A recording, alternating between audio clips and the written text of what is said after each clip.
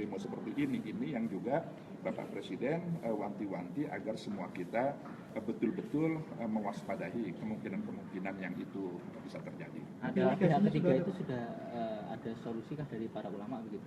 Ya, artinya itu adalah himbauan kewaspadaan agar mereka-mereka yang berunjuk rasa itu lalu kemudian agendanya lalu kemudian tidak dibajak oleh pihak lain, pihak ketiga atau pihak manapun yang lalu kemudian menunggangi ini. Ini kan sebenarnya unjuk rasanya adalah ingin lebih menegaskan kepada pemerintah agar menempuh proses hukum dalam kasus adanya dugaan penistaan Al-Quran. Kan ini sebenarnya agenda utama dari mereka yang ingin berunjuk rasa, ingin memastikan pemerintah betul-betul serius untuk menangani proses hukum ini gitu kan.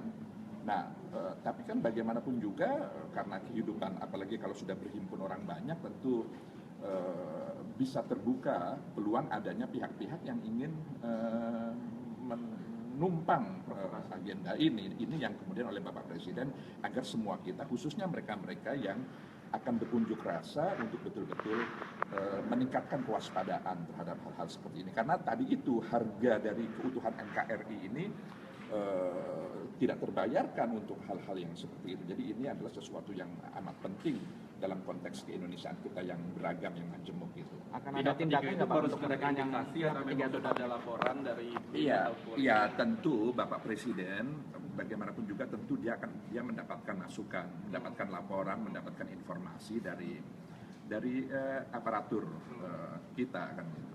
Nanti bisa ditindak nggak Pak mereka yang pihak ketiga itu kan mereka membiayai bahkan bisa jadi memprovokasi. Oh ya tentu. Jadi itu prinsip dasarnya adalah penegakan hukum.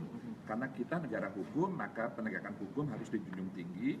Maka tidak hanya terhadap yang diduga melakukan penistaan, tapi juga terhadap siapapun yang lalu kemudian karena satu dan lain hal lalu kemudian memiliki indikasi kuat, ada bukti bahwa telah terjadi pelanggaran hukum, tentu akan ada proses hukum yang mengikutinya. Pak Menteri, ada kekhawatiran bahwa aksi 4 November nanti akan memperluas isu SARA. Menurut Pak Menteri sendiri, batasan isu SARA itu bagaimana? Maksudnya apa? Isu SARA itu apa maksudnya?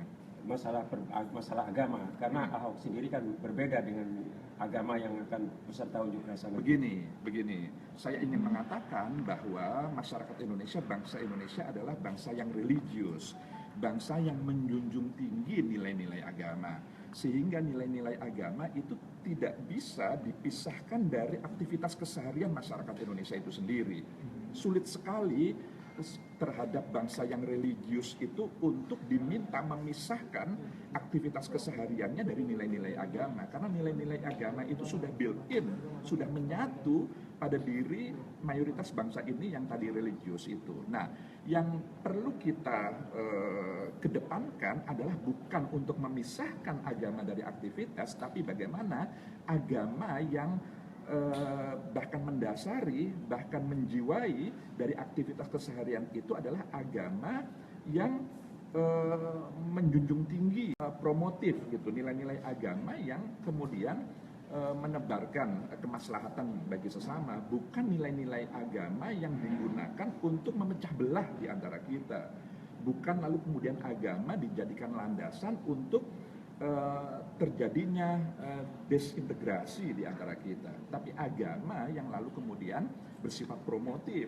untuk agar masing-masing kita berlomba-lomba untuk kebaikan. Jadi itu yang perlu dikedepankan, bukan lalu kemudian memisahkan agama dari aktivitas, karena terhadap bangsa yang religius tentu itu sesuatu yang sulit dan itu menyimpangi dari jati diri keindonesiaan kita, bahwa kita bangsa yang berlandaskan nilai-nilai agama. Dari pemerintah akan ada niatan mengirim orang untuk bertemu dengan FPI nggak Pak, biar nanti demonya berjalan lancar dan waspada akan ya tentu itu aparat penegak hukum, aparat kepolisian kita, dan tentu itu sudah ranah itu. Sudah ranah. Ya. Terima kasih Pak.